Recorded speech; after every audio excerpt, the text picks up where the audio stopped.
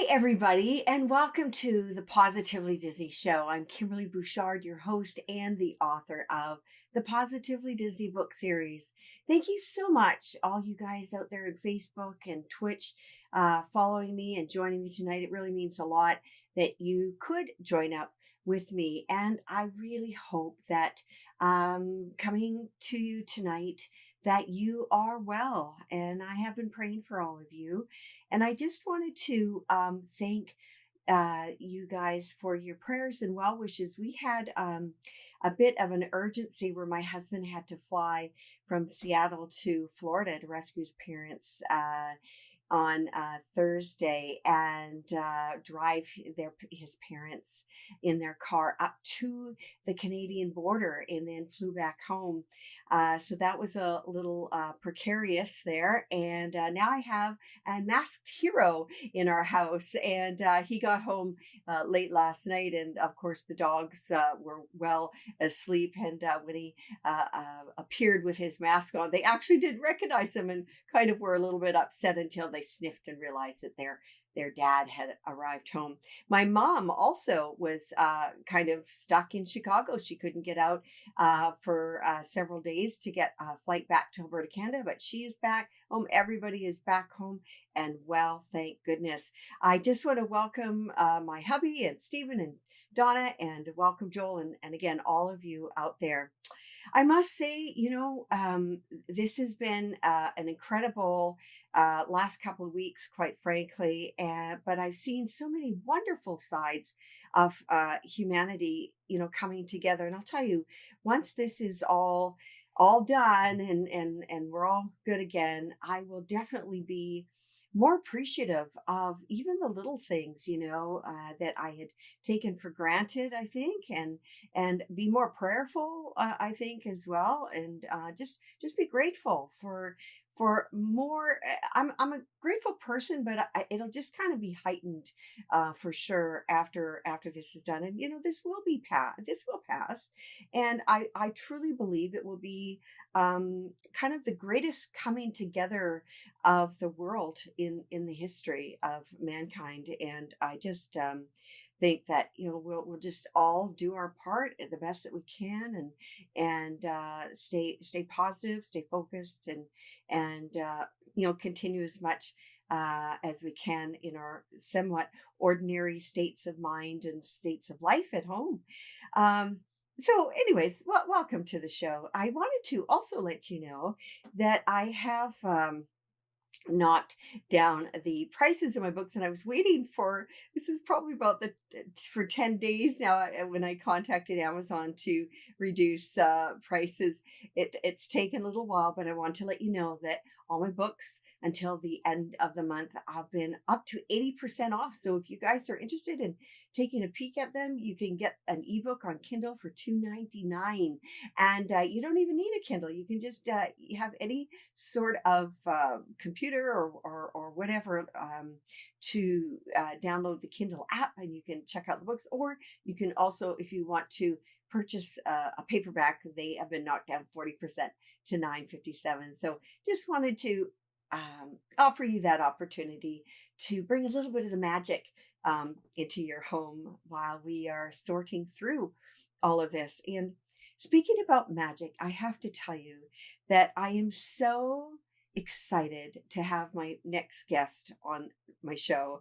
An absolutely wonderful man, just wonderful human being, and a very God-given, talented human on our planet here. And his paintings are really, for lack of a better word, are alive.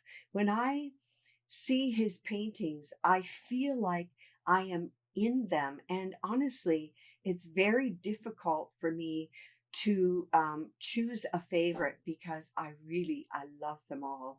And I'm so very grateful that Joel will be joining us, and we are just going to get him on the line now. And again, as I have any guests, if you have a question, type it in. I'll try my best to address it. Hello. Hello. Oh, What a wonderful intro that was oh. for me. It's Welcome, so sweet of you. welcome to the It's like, show. it's like my mom is in the house. Oh, well, once a mom, always a Yeah, mom. But that's a review my mom would give me. oh, Well, thank you for having me. I'm so excited to be on your show, and oh, and and thank you for having me first and foremost. well, thank you. And I have to say, like honestly, we'll be talking later, and I'm having a very hard time figuring out which of your paintings I want to get because I love them all. And so I do. Me too. Me Yeah. too. Me too. I get that a lot. I actually Oh, have a handful of collectors out there. mm, When Kincaid came on the scene, and you had a lot of houses that were filling up with Kincaid his work. paintings on every Yeah. wall. Yeah. You'd kind of look a little sideways at those people. Oh, But I actually do have a lot of fans that are out there, and they own one of everything of oh, mine, and wow. those are my super fans. Oh, And I had this one guy invite me to his house, and we went to his garage, and his entire garage was filled with framed works oh, of mine. And then wow. he said, "Well, this is only part of it. The rest of it's in the house." I'm like, "Oh Oh. my goodness!" Oh, So, that's so fun. Well, you know, so but I many. love those fans. Yeah, well, of course. Well, many people know you for your paintings, and we'll honestly go on through the show. They'll get to know that you are even more than your beautiful gift. But I wanted to know, where did you get that inspiration to do that? I call it fantastical reality. Where did you get that Right. from? You are dropping out a little bit, so I hope I Oh, don't drop out as much. oh, But sorry. you Okay. are cutting out a little bit. But I Oh, heard the question, okay. and to answer your question, we got to go back to when I was 5 years old, and Okay. my mom had taken me to Disneyland for the first Mhm. time that I Mhm. can remember, at least. She'd Yeah. probably taken me before, but I didn't remember it. This is Okay. the first real memory I had. And my parents were poor, so my sister didn't get to go, and my dad stayed home watching my sister while I went to Disneyland for my birthday. Mm. And I was on the Pirates of the Caribbean ride for the first time, and my mom had warned me about the pirates being Mm. robots, and and not to get scared of that stuff because I was 5. Right. And I remember sitting in the Blue Bayou section as it was just starting, and I remember very clearly looking over to my mom and saying, "Mom, the robots, they look so real." And without hesitation, my mom looks over at me and says, "Sweetheart, those are the waiters. You're looking at the Blue Bayou. Oh Those aren't the robots are gonna come later." gosh. And you think that would destroy my suspension of disbelief would be destroyed. But it turns out that as a kid who was really into fantasy and stuff like that, I was really kind of taken aback by it and Mm, inspired by the idea that I couldn't differentiate between fantasy and reality. yeah. Yeah. And I loved that Disney had pulled that trick off on my little 5-year-old mind. And when I got off the ride, I begged my mom to take me to Main Street and the City Hall because I knew that's where all questions were answered. And I Oh, remember that. And wow. they took me there, and I asked about. I said I want to know how Disney makes pirates, and I was a 5-year-old boy asking this. Yeah. Give me the goods, Yeah. man. Pull back the curtain, Disney, and tell me everything. Oh. And surprisingly, they had a little like 3-page handout Oh. on the attraction, and it told people how many animatronics were in there, how tall the ceiling was, how much water was moved, how long the ride was. I still know Oh. all of those stats. The 50-foot ceiling, it Wow. has 2 cascades, down, one Right. up, which are called, waterfalls. Right. Water. Yeah. And Yes. yeah, Oh so my I gosh. knew how much it cost to make and how much it was maintained. So I became addicted to Imagineering after that. I didn't even really Wow. know too much about Walt Disney most of my life, if you can imagine that. I didn't Oh, read his biographies or anything. I okay. read the biographies of guys like John Hench Right. and Marty Sklar and Bob Gurr, and I Mm, read about those guys. Those right. were my heroes. I Right. loved Walt, but he wasn't the one actually making the things, in Gotcha. my mind at Yeah. that time. I didn't Yeah. know. Um, Gee. and so that's really what got me started. Yeah. Um, and And now I'm known as the painter of believable fantasy, and the reason is because it's very difficult for people to, like you said, it feels real, and I wanted Yes. to kind of give people the same feeling I had when I was a kid, where you want to think Wow. that those places exist. Yeah. So when I got to the Wow. 50th anniversary Haunted Mansion painting, Yes. I didn't want to do it as a cartoony thing. I wanted to do it as if the mansion was a real place Right. on a real river with Yeah. real ghosts. Yeah, yeah. So, yeah. Yeah, Yeah. that I have to say the lighting, the effect of the lights, it's just unbelievable. It's mind-boggling because I do have an artist in my house and that is, being trained and things like that. But I look at your work and I think, gosh, this blows me away. It really does. When you think that it is real and it's not. And well done, gosh. And well done for Well, a lot of that came my approach to that was, there's a approach I have to this, and the way I did it is, I kind of figured, geez, there's everything has ever been painted if right. it's a classic. You've seen every version of that pose where the Mm, Snow White's around the well, or you do the kiss, or right, there's all of these things have been painted a million times. So what right, can I bring new to right. that? So I thought, well, you know, I come from the video game industry, so I can utilize technology a little bit. Mhm. I can do what Walt did with Fantasia and push the boundaries of realism using Mm, modern day techniques. mhm, How mhm. can I push this? How can I explore fine art and take it further? And so I approached it like this. I approached it like, if I was going to do a Snow White painting, I was thinking in my mind, well, with all of my realism techniques that I learned from the video game industry, Mhm. doing photoreal games, what if I were to Mm. take a high definition camera and go back to Snow White's cottage all these years later? What would that look Mm. like? What would, Ah, I'm not trying to change the look of Snow White. I'm right. trying to get a better, clearer picture of it, you Yeah. know? That's And so that's been interesting. my approach on everything. Yeah, I want it to be real. Like, Yeah. Snow White's cottage is real. It's really there. Yeah. We didn't have a good camera back in the, we had an 8 millimeter Yeah. camera back in the Yeah. day. Yeah. Now we've got an HD camera. What does it look like? That's a really So cool that was my perspective. approach, and it's worked out pretty well. Yeah, that is a Yeah. really cool perspective. I love that. And you are living such a full and fulfilling life, and in many ways it has paralleled that of Walt Disney. When we were speaking the other day, I was so I don't know, I was so enamored by the whole thing. It was really interesting and fascinating, truly.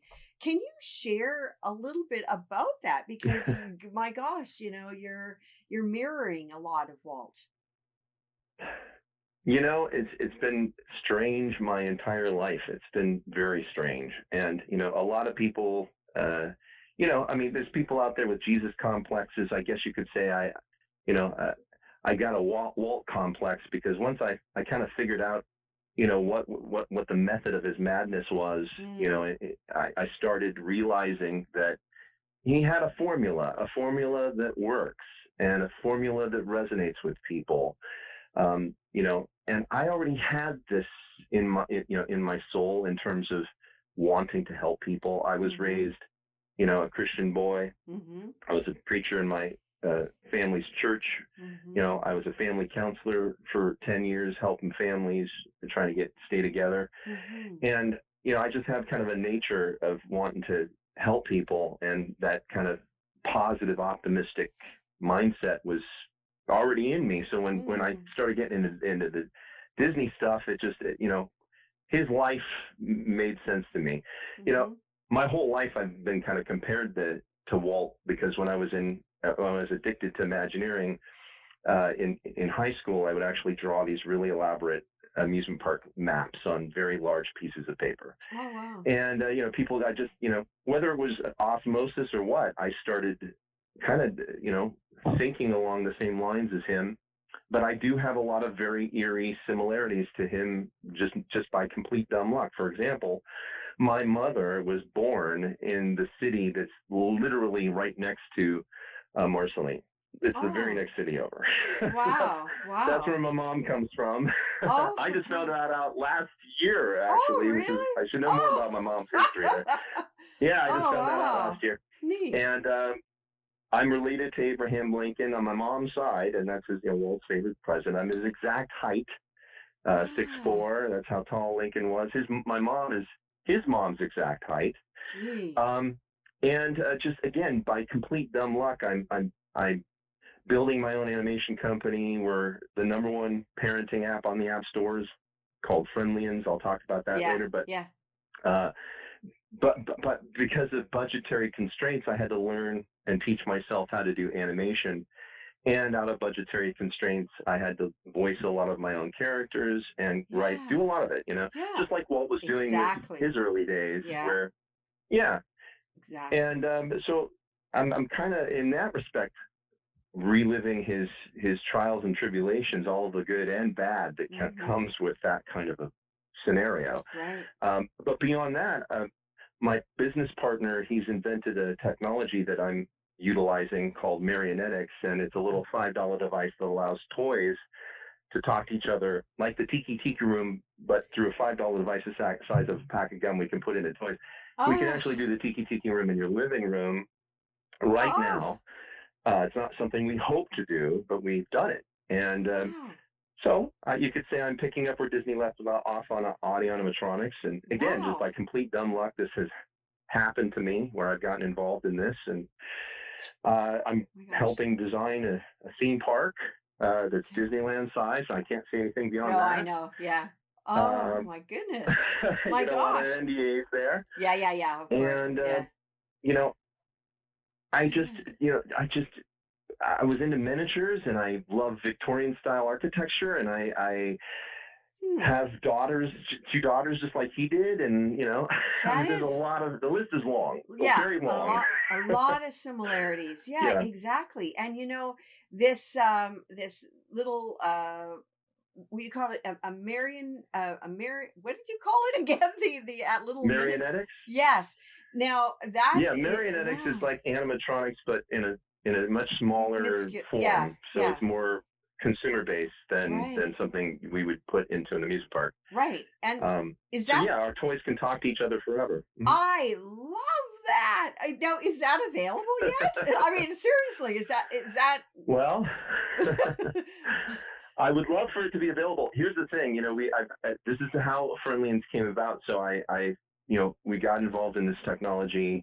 We found out how much it would cost to get it to market. It's millions of dollars to get it to Oh, market. wow. Okay. And I was running into the same problems that Walt was Yeah. having trying to pitch Disneyland. As Yeah. soon as you talk to money people and you tell them what's going on, they don't understand it's new. Yeah. Same thing Yeah. with Disneyland. Nobody Yeah. understood it. And I ran into the same problem. So we just kind of put that on ice Okay. while I built up my animation company. And I Right. figured, if it worked for Walt, it'll work for me. So Yeah. build an audience, then use the revenue to fund the technology, build Oh, my wow. WED, and Wow. follow his Wow. formula, which worked so Gosh. well. So, I mean, that's what we're doing. Oh my gosh, I can't wait. Honestly, that would be every child dream, and parents that didn't have that in their child. Like, I think that's wild, actually. But Well, wow, wow. here's some other strange stuff. So I Okay. was cast in a movie to play Santa. The guy that did Tim Allen's makeup Yeah. happened for the Santa Claus movie. Happens to be a friend of mine. He's been helping me with the makeup for Okay. my makeup applications. Oh, Wouldn't it be great if one of these movies that we do with me playing Santa, if I'm singing up there, we could yeah. have the toys singing along with you in the Oh, theater in real wow. time, Yeah. We have the Oh little my elves gosh. in the audience that are interacting with the movie for real, in real time. That's never Wow. happened before. We could do that right now if we had Wow. investors for That's that technology. So it's all sitting there waiting for somebody to come along and you know, jump in with me. I But just had come to my mind. Do you remember Chitty Chitty Bang Bang and the song when they were singing Toot of course. Sweet, and I mean the toys and stuff like that? Like I mean, Dick Van Dyke was pretending to be alive or a toy or whatever. But I just Mhm. that visual came to me immediately, and I just can't imagine. This is like real life toys interacting. You can't get better than that, like It's basically Toy Story for real. Exactly. And that scares a lot of people when you think about, we don't need toys that are AI. There's no AI involved. Folks, no AI. It's all pre-canned recorded content, and the pre-canned recorded content can interact with movies, television, shows, and games, but those are also pre-recorded, so we know exactly how it's going to go out. There's no artificial intelligence, and there's nothing listening to your children. We have no microphone on the device. It's a content delivery system. That would definitely change into maybe a horror show, right? If you had AI toys, you can almost imagine, right? We don't need kids getting listened to 24/7 in their bedrooms. We don't do that. No, that's creepy technology. No, exactly. It's not that. Well, I mean, gosh. So you were mentioning about your the gaming thing. So can you tell us a little bit about that work as well? Well, for your Disney fans, I'll cut to the chase. So back in 1993, I kind of snuck into the video game industry, and I worked on a lot of different games. But in 2000, I got hired to be the company art director for zombie games. Okay. And they were struggling at the time because they didn't have a Disney guy in there. It was mostly first-person shooter guys, and girls that had never really had to paint a texture from scratch in the Disney way. So I was hired on to come and kind of untangle the mess. Okay. And we did. We actually managed to get a game out. It wasn't ideal. It's, it's tough, when you're working under impossible deadlines and tough budgets. But we did. We got Disney's Atlantis out. It came out. The movie didn't do very well. The game didn't do very well. Nevertheless, it was fun. It was fun to see if we can do the impossible with a team that had never understood that. So it really kind of, put me in charge of problem solving and doing what Disney did, which is teach people how to draw. Wow. That's what he did. He sent his artists to college to learn, fine art classes. So that's what I did. Well, I know you did. You had some involvement.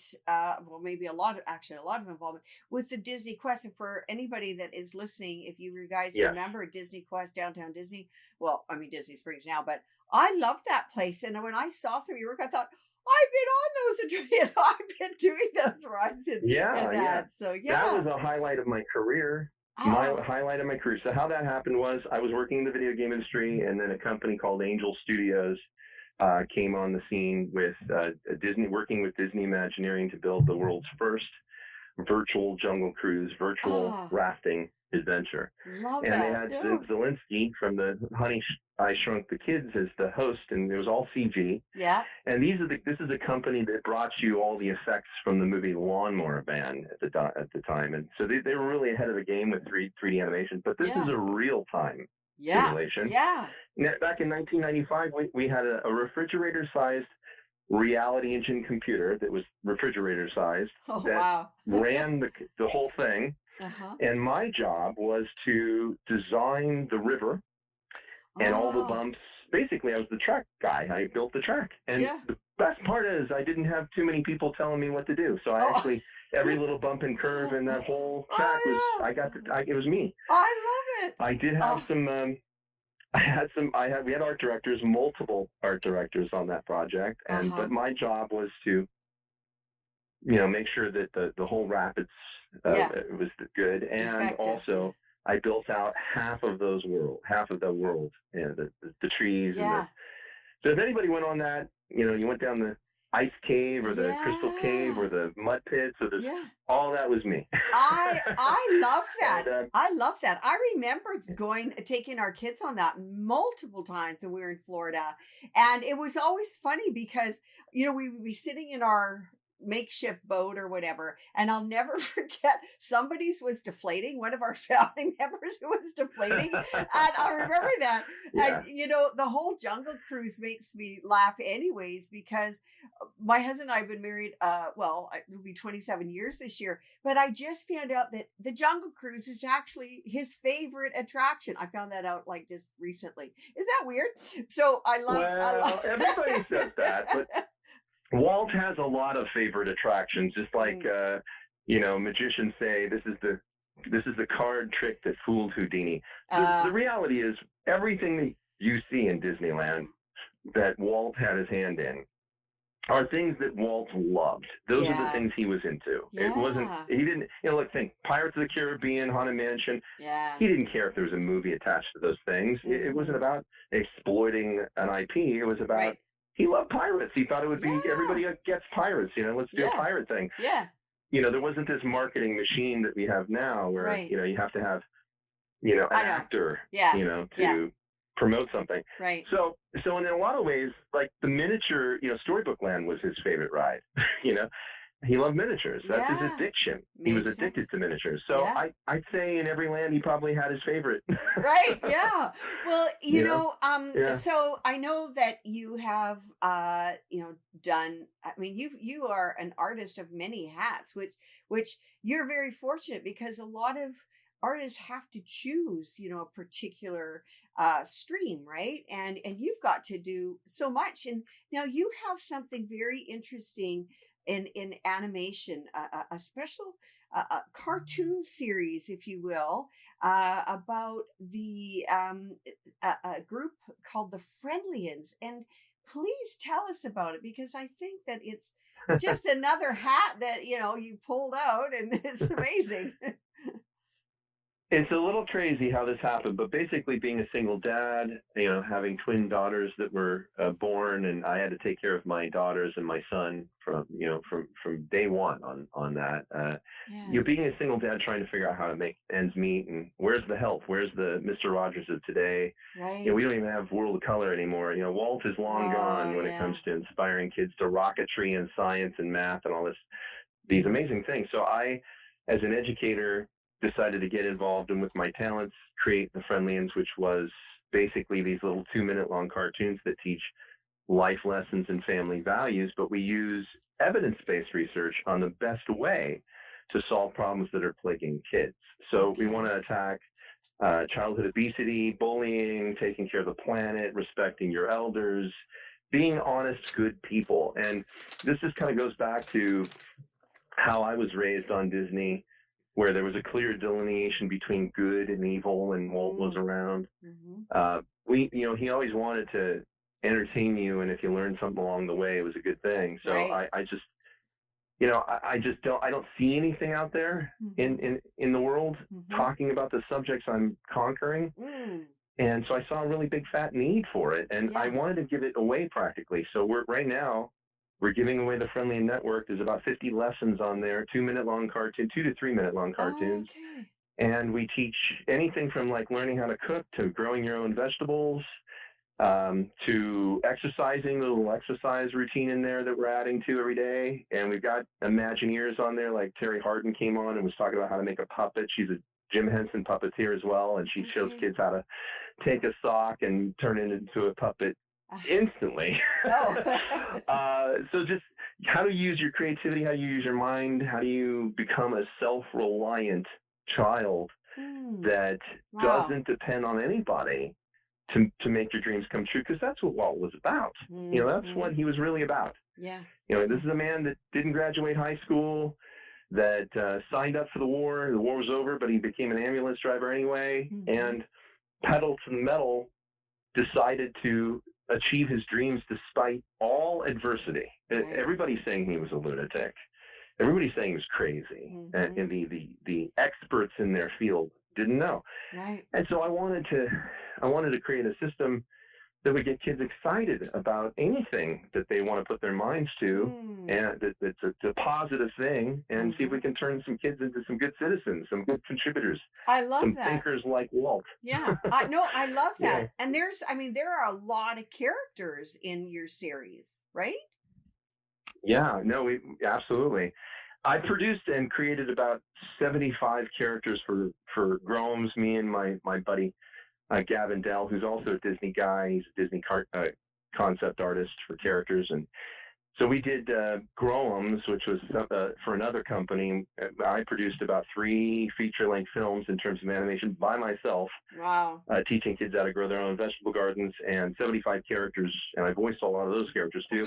And I figured I could do it for myself with Fermions. And so I voiced a lot of the characters. Now we do have female actresses that have come in that do the female characters. I'm not the girls in in the show, but Okay.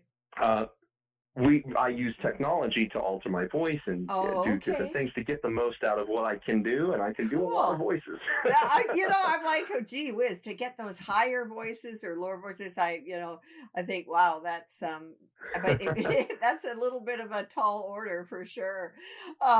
Gosh, Well, so we go ahead. I wanted to do something that was cute and fun, so I do a little voice with my little girls when they were first babies. I do this silly little voice, and so I'd be talking like this, and it would just kind of be a fun little thing. I would, and eventually I took that voice and I took it up, and it was really not a problem. I was just kind of doing that kind of voice, and then I would take that, record it, and transpose it up an octave to kind of make it a little bit more elf-like.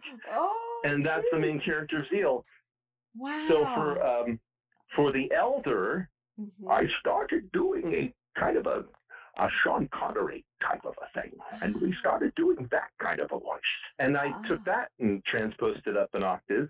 Gosh. And then I do, he's kind of a robot. He sounds a little bit like the guy from Superstore. The manager, Yeah.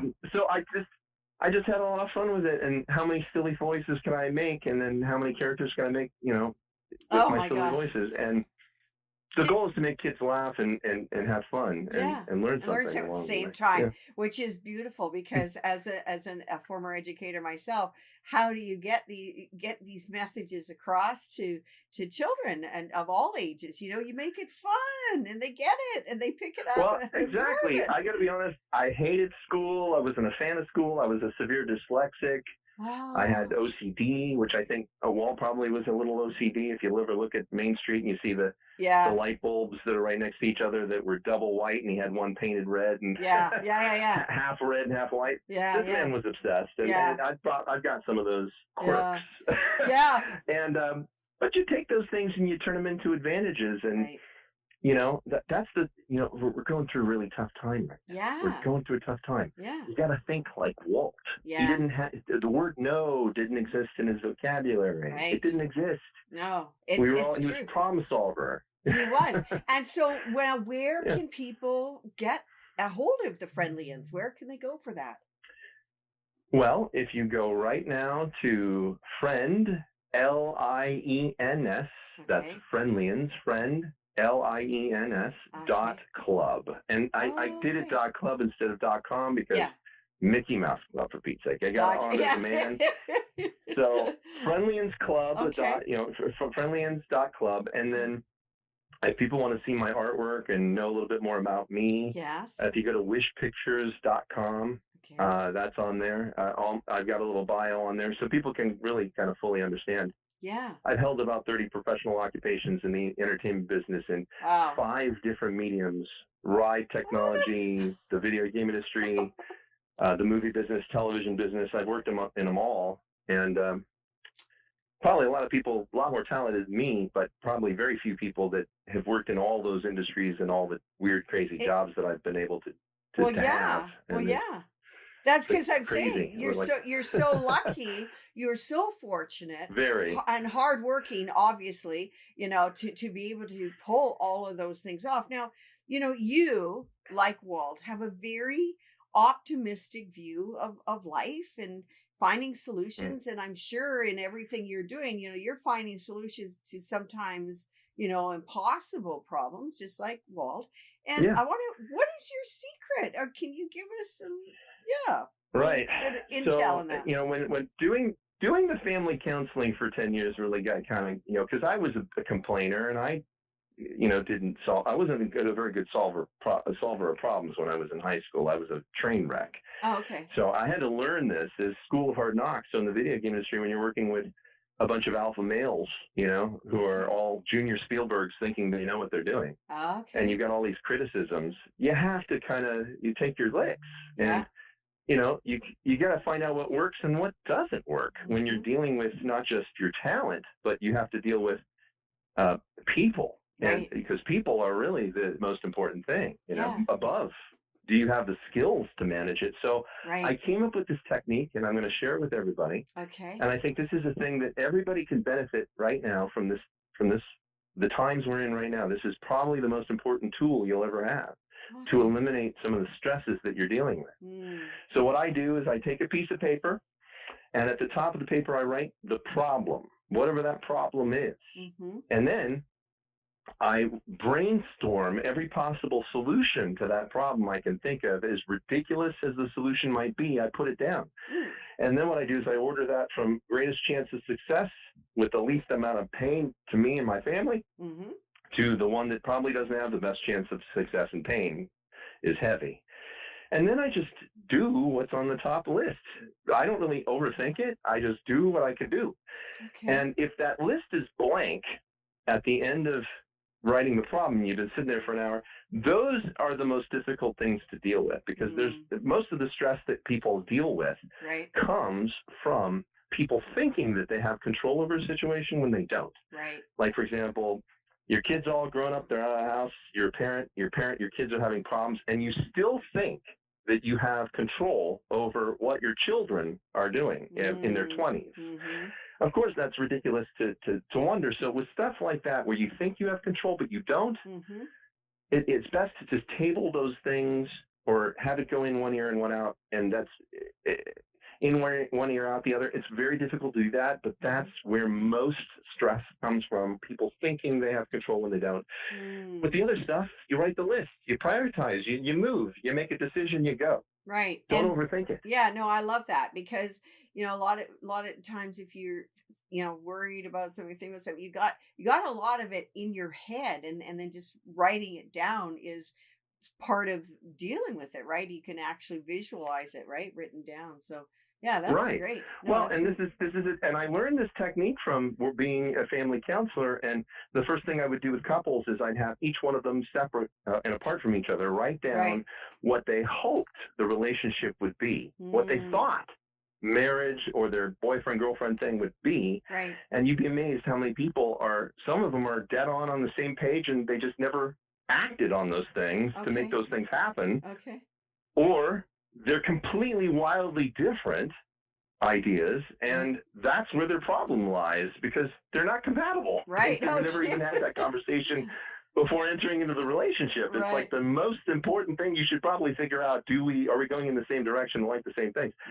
But you'd be amazed how many people who think their relationships are solid, doing that little exercise is it just exposes everything. Well, you know what? And I think that's something you can carry. And even I'm thinking about all these kids of all ages that are home, right, with their parents, and they're trying to figure out, how do we make this work? I mean, it's a new thing for everybody, and expectations, right? They could isolate that and figure out, okay, so what are the expectations for, say, school or whatever? And I think that's a brilliant idea for people to use. Yeah. Well, I put moms to shame if I'm bragging a little bit because being a single dad with an artist income, taking care of 3 kids alone with literally no help from the grandparents, no help from anybody. Wow. How do you make that happen? So I got a lot of people just shocked on my Facebook wall wondering, how are you doing this? Like, I can't even handle 1 kid. You're handling 3. And you got a smile on your face, and your kids are winning awards lessons. What are you doing? And I simply said the simple thing: how do you eat an elephant? 1 foot at a time. You prioritize. You do what you can do. You do the best you can do. And if you know what you do, you look at the end of the day, and this is your mantra. You look in the mirror and you say, did I do the very best I can do? If the answer is yes, then no one can fault you. No one. But we're our own worst enemies. We're our biggest critics. So you have to give yourself a pass on those things. But because you can't lie to yourself in the mirror, okay? You could probably fool a lot of people, but you can't fool yourself. So when you're looking at yourself in the mirror and say, did I do the very best I can do? If the answer is no, I failed today, then you got to look in the mirror and say, this is what I'm going to do tomorrow, Joel. This is what I'm going to do tomorrow. Now I know what to do tomorrow. There should be no hindrances as to what you should be doing in your direction in life. That's how Walt lived. No one said, he did not understand that concept. The reason is he went through so many bad things. Oh, gosh. He was homeless. Most people don't even know that. He was homeless after he went bankrupt, and his first company couldn't ask it. He was terrified of telling his family this. He finally asked his uncle for help, but he Right. was homeless Yeah. for a week Yeah. or two, wondering Yeah. where am I going to live, sleeping with the rats in the Yeah. trash. Yeah. Yeah. This is a man who everybody thought he was crazy to do a long form animation called Snow White. They all thought Yeah. he was insane. And then those same people, when he went to go and try to raise money for a park, and they said, you don't know, you Your should stick mind. to Yeah. what Yeah. you Yeah. know. Yeah. Stick Exactly. to what you know. Yeah. Yeah. Movies, that's what you Yeah. do. But the same people thought he was crazy in the movie. So Right. you can't let other people decide and define your life. Yeah. You can't do that, even Yeah. if it's your own parents. Yeah. You have to go with your gut, and think about it. You're alive for so short of a time, Mm. and 3/4 of your life is spent at work. Wouldn't it be nice that at 3/4 of your life is doing what you love Yeah. versus what you hate? Yeah. I think Yeah. when people a lot of people say, oh, he was a man before his time, he was a visionary, but you just explained how he was a visionary, like what was the meat and potatoes of what makes a visionary like him. And not taking no for an answer, persevering in the worst of times. There's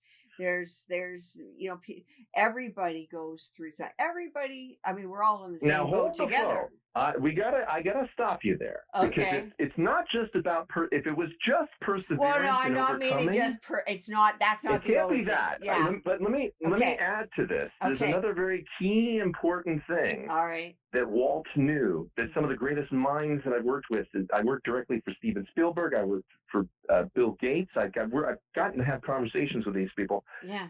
And they all think the same way. And there's this one little formula that they think about. Like I asked Steven, what do you think about when you pick a movie, it's going to be so successful? What do you think? And he's like, well, I do have a formula. And I think, it has to be a story that people are already telling themselves long before I came along to tell it.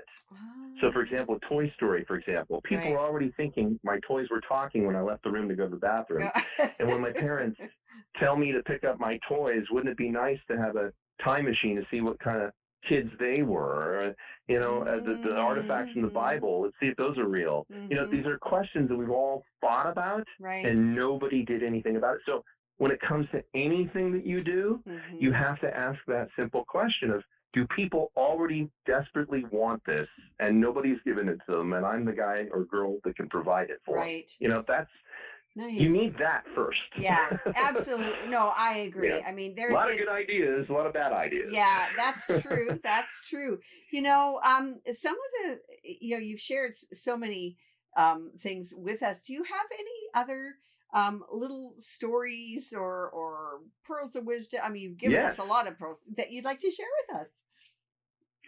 I think that this particular story is so timely and so appropriate to people that are missing Disney right now, missing Walt. And it's a story that I was told by a person that was actually on the production before he passed away. And I'm not going to reveal any names, because I'm just going to keep it nice and clean. I just keep people's privacy, because they're not alive anymore. Absolutely. But I don't want to speak on anybody's behalf. Yeah, so I'm going to tell you the story from my perspective of what he heard. So I could get it wrong. So all of you people checking my data, if I get something wrong, feel free to correct me. That's fine.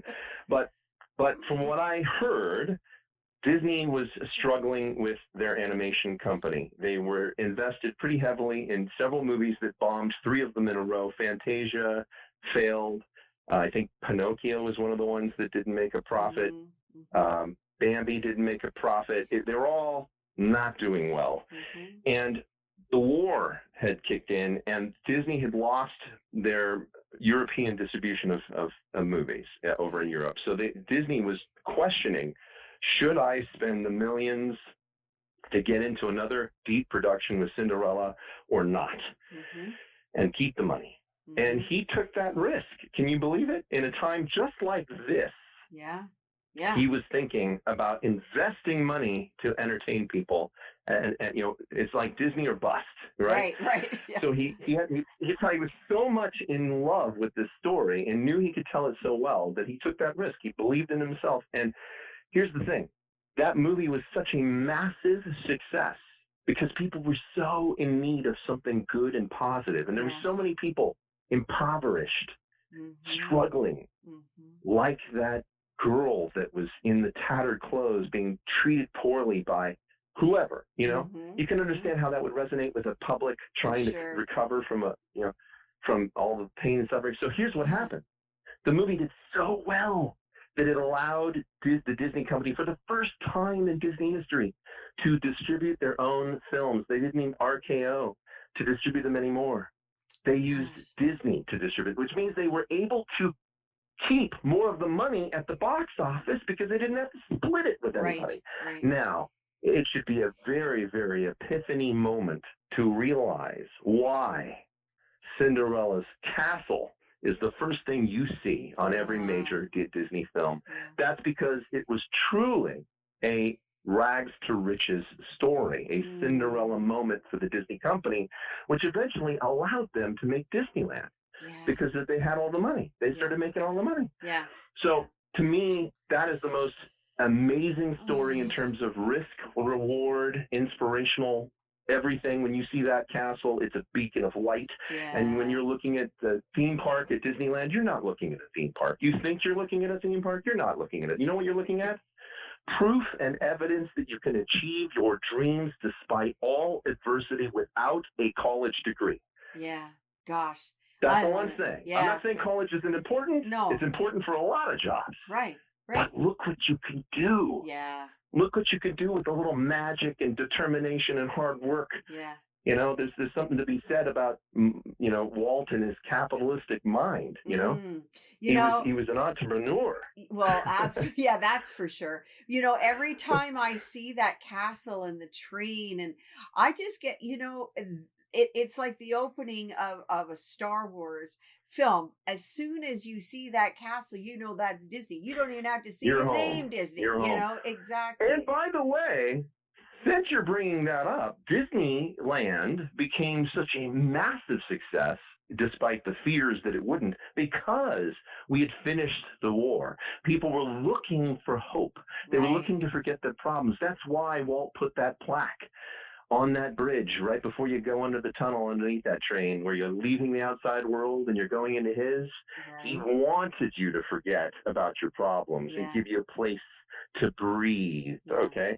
So we need to do that right now in our own homes with our own friends and family, and create a space where we can breathe and forget about our problems for a while. Turn off the TV, pop on the news in the morning, pop on at night. Don't watch it 24/7. That's foolishness. Yeah, exactly. Foolishness. Yeah.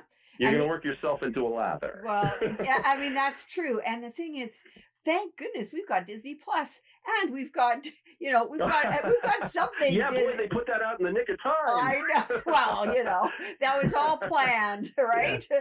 No, but maybe they knew it was coming. I don't know. Here's the thing: the entertainment businesses are going to do very well coming out of this, because people are going to spend money no matter what just to forget their problems as things heat up. I am such a Disney girl, because I just honestly, I mean, I've been very blessed to be able to travel the world, but every time I walk through those gates, I leave my worries at the gate. How can you not, and be immersed in this amazing place, and people Kim, let me tell you, people laugh at me. Yeah. They laugh at me when I say I'm going to go take a break, and I end up at Disneyland, and like, you think spending time with millions of people in long lines is a break? I said, no, I don't go there for that. Yeah. I go there to watch people having fun. Yeah. I go there to listen to beautiful music. I go there to watch Mickey interact with a little kid, and it gets me choked up. It gets me choked up because I was that little kid. I know. I remember that feeling. Yeah. Well, you know what? That's bringing back a little story of a few years ago when they had Talking Mickey at the Magic Kingdom. Okay. I'd heard about it because of a story that I had done on a fellow that was blind, and he met Mickey, Talking Mickey. Yeah. But I'll tell you, I cried throughout that whole interaction, because it was like everything just kind of culminated, it seemed, into that one moment. And was powerful. Isn't it surprising when, like you don't talk, Mickey, and all of a sudden his lips are moving and he's saying things to you and his eyes are blinking? I'm like, wow, that's a magical moment. Here's the thing. We're all heroes right now. We're all heroes. We can go out and make magic for people that are shut in, that are old, that need help right now. We've got a lot of people that need help. Even if they're people you think don't need help, you need to call people, your friends and family, and brighten up their day. Absolutely. That's what Walt would be doing. Yeah. That's what he'd be doing right now. Oh yeah. I totally agree. Yeah. You gotta be a hero. Yeah. No, We're all heroes right now. It's important. If you do it. Yeah, we have to keep that connection. I mean, if we can't physically, go out and about, it's really important to keep that connection. I just talked to a friend of mine we've been friends for 45 years. I don't get to see her. She lives in Canada. I live in the US. But Joel, I love you can feel your passion and your everything about you with your stuff. And so I want to ask. Well, I believe what I'm saying. Well, of course. I believe what I'm saying. Yeah, exactly. I'm not faking it. This is really me. I know. That's half the problem. A lot of people say a lot of things. I probably will offend people at some point or another, but I stand by my words. Yeah. And when I think about what's happening in the world right now, I think about, what kind of Americans are we? How can we show the rest of the world how Americans handle this? Yeah. Well, are we cynical? Are we blaming? Are we finger pointers? Or are we doers? Yeah. Are we doers like Walt was? Yeah. And I'm gonna call to action all the people listening to this thing and say, be like Walt. Don't be a talker, be a doer. Help people, and you will get your rewards from people that are appreciative of your efforts. Yeah, absolutely.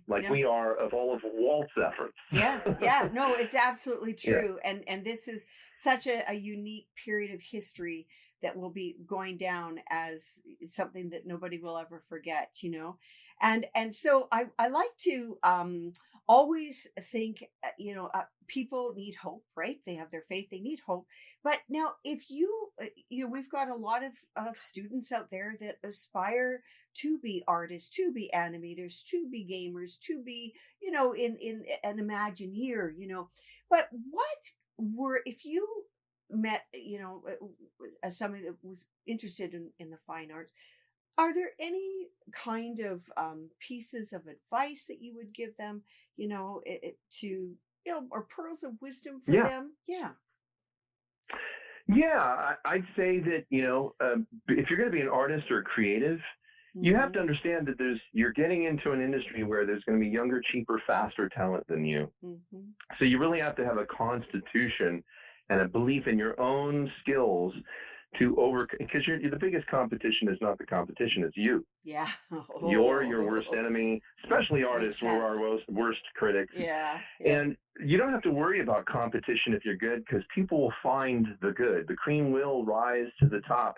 Yeah. You just got to put yourself out there and expose yourself in the biggest, fastest possible way. Build an audience, get on social media, share your work regularly, especially now. Like, this is the best time for artists, which, by the way, we have the safest job in the world, staying at home. Yeah. I work in my home studio. Yeah. Second to forestry, we're the safest. Yeah. But take this opportunity and show people, even if people don't draw, even if people don't paint, even if people don't sing or dance, get out there and do it online for people right now who are stuck in their houses, got nothing to do but watch you. Yeah. Even if they don't know how to do it or want to pick up that skill, they will be inspired. You will be their television and a break from the monotony and the stress. And you'll gain an audience real quick, more so than ever in history. Yeah.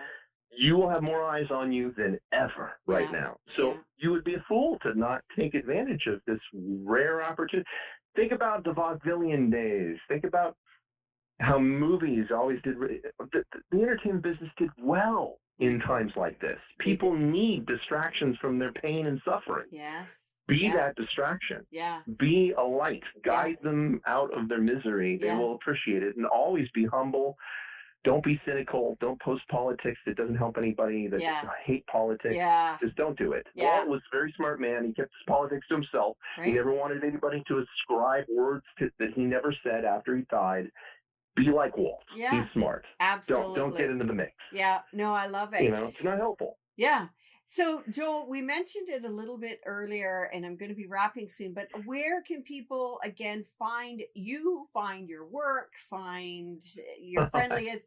Because I want, there's people Yeah. coming. I mean, this is, will be up in a moment, recorded, and people that have just joined, please know that you can go back and watch the whole thing. But I thought it would be good to tell us, everybody at the end, is again where they can find you.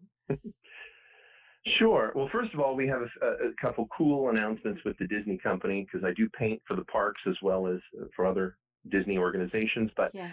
so I've been told that when we come back online, that they want to have me on deck so I can get everybody out there, encourage everybody that, if the coast is clear, I'm going to be on the front lines doing a signing whenever we come back. So I'll have 2 new mansion paintings showing up in the parks.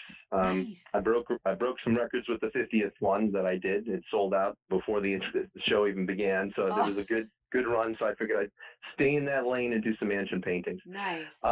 If you want to see my Disney stuff and my artwork, the fine artwork, you go to wishpictures.com, like wishing on a star, pictures with an S.com.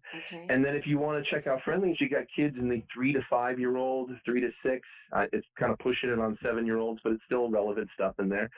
You go to friend, LiENS.club, friendliens.club.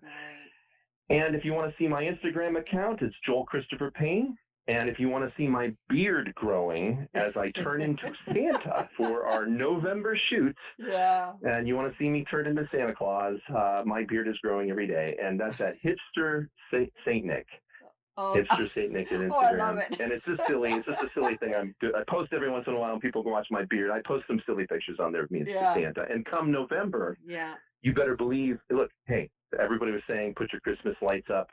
That's like the bat signal to me. So I actually will most likely get in my full Santa outfit and go shopping one of these days. So I may videotape that experience. Oh my and gosh. post it on my Instagram. It's just all fun stuff. I love it. I love it. And it was just interesting about the Christmas light, because I was just thinking about that today. I thought, I got to get those lights up, because for some people that might not know what we're talking about, there's a movement, so kind of light for life or something like that, and people are actually putting up their Christmas lights again. One more story. Okay. This is a good story. All right. I'm going to tell you something about, because I went to go work as the world art director for Elder Scrolls Online. That was a $300 million video game. Wow. And I was living in Maryland. I had never lived on the East Coast, and they had a tradition out there in Christmas time where they would put candles in their windows, all of their windows, real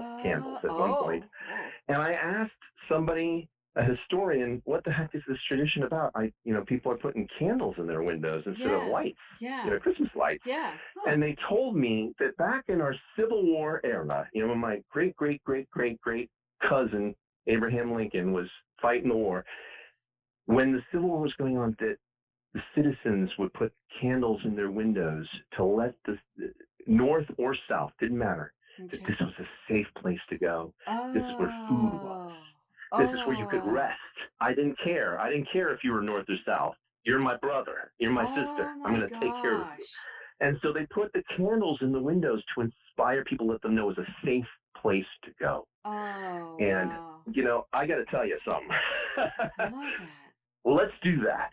Put some candles in your window and let people know that you're alive and you're well, and we're gonna make it through this. It's not the virus we have to worry about. It's the economic mess that we have to worry about. Not the virus so much, unless you're in the demographic of 70 and older, you're at a risk factor. But most of us will get through this virus-wise. But it's a human issue. It's how do we care and be selfless with everybody? It's all about fear versus confidence.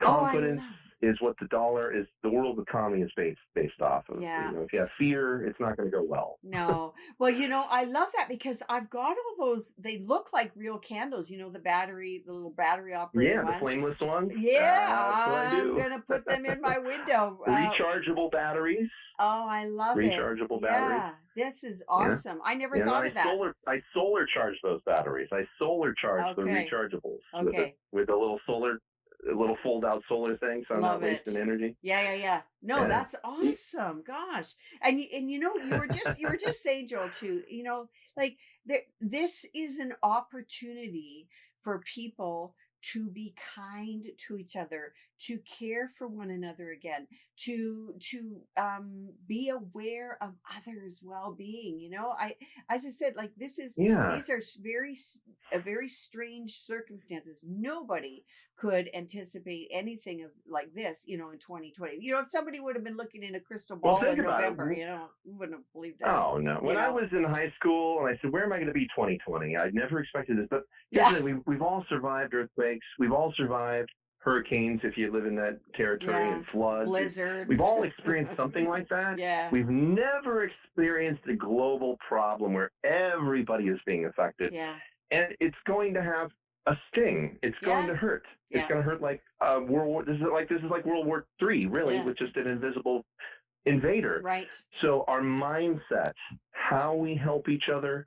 Look, there were victory gardens when my grandmother was alive, where Oh. the townspeople came together and they were given a free plot of land with no Oh. rent, and the community would Nice. come together and grow gardens. I learned that from working on groans. Okay. Um, I didn't know Nice. anything about victory gardens. I didn't know. I didn't Yeah. know. You know, people running out of yeast out there. You can make yeast from potatoes. I've discovered. I mean, there's all these skills from grandma and grandpa we forgot that are Yeah. now becoming very relevant all of a sudden. Yeah. So share Yeah. those on your wall. Share. Yeah. Don't share politics that Yeah. attacking our president. Don't do Yeah. that. Yeah. Instead, share things that actually can help people. Yeah, exactly. Well, yeah, Focus on that. exactly. And you I'll know, love you more. yeah, and you know, and the thing is, people have to realize this will pass. You know, this will go away. We will come through it. And I'll tell you, it's We going to be will. a great celebration when we do. You know, when that is, I'm not sure Well, you know, exactly, at the end, but you're either a complainer or you're a doer. What you pick your side. If yeah, you're a doer, then you're not going to be putting things out there that make things difficult for people yeah, and focus them in on their miseries. yeah, You're gonna be a problem solver and you're gonna help people. And you know what? The one thing I've learned in my entire career, this yeah, is the number one lesson. yeah. When I helped people and I gave lessons away for free and I just volunteered to help, Mm-hmm. years later that stuff comes to roost because I have people calling me, Oh, hey, you know, you told me do this and I am now in this position in this company because oh, you told me that. wow, There's nothing more rewarding in life. There's yeah. nothing more rewarding in life than to Oh, inspire another person. If yeah. you have a talent or skill, share it right now with people. Give it Yeah. away. I love You will it. have people that are been so loyal to you for helping them. Yeah. Do that. Oh, I love it. You know, give back a little bit. Absolutely. Share a Joel, gem or two. you know, thank you so much, gosh, for sharing it Oh, thanks for having so me on. much with everybody, because this is just it's very encouraging. And you know, I really am very grateful to know you now. And I mean, it's just Well, we wonderful. found each other through dumb luck too. I We found know, out each other I through dumb know, luck. I know, You know, so I know. serendipitous Yeah, moments, you seize the opportunity and yeah. then you work together to figure out how you can help each other. Yeah. That we are literally proof in what we're talking about Yeah, here. exactly. So Exactly. Well, listen, you stay safe, and we'll be in touch later this week. And again, thank you so much. And I look forward to hanging out with you in Disneyland one day. yes, ma'am. I will give you the full Disney tour when you show up Sounds in good. my neck of the woods. We'll have a good Okay. time. All right. Sounds All right, good, Joe. thank you. All right. Take Thanks for care. having me on. You're Take very care. welcome. Bye bye. Oh gosh, you know, guys, this is just been you know, I have to say that I never ever really know you know, when I have a guest on. I mean, I have an idea, of course, of you know what we're going to talk about, or how things are going to go. But I just I don't know about you, but I got chills several times in talking with Joel, and just learning about different things that the Disney company, with you know, with his career with the Disney company, and with him himself. And I just have to tell you, I'm so grateful for him, and for others that have come on to my little podcast and be interviewed. And I'm so grateful to all of you guys that you follow me and you communicate with me, and reach out in various times, and you come to my shows so that we can share some good things. And I really do believe that things will be well. And for the most part, it's a change. Human behavior, human beings, we are a little bit adverse to change. It's uncomfortable, but I really believe that things will be okay. And this has been such an amazing show. It's longer than what I anticipated, but I'm so very grateful for everything that we could share with you today. And for now, please, you guys, just be well, be safe. I love you all, praying for all of you, and we will see you next week. Bye for now.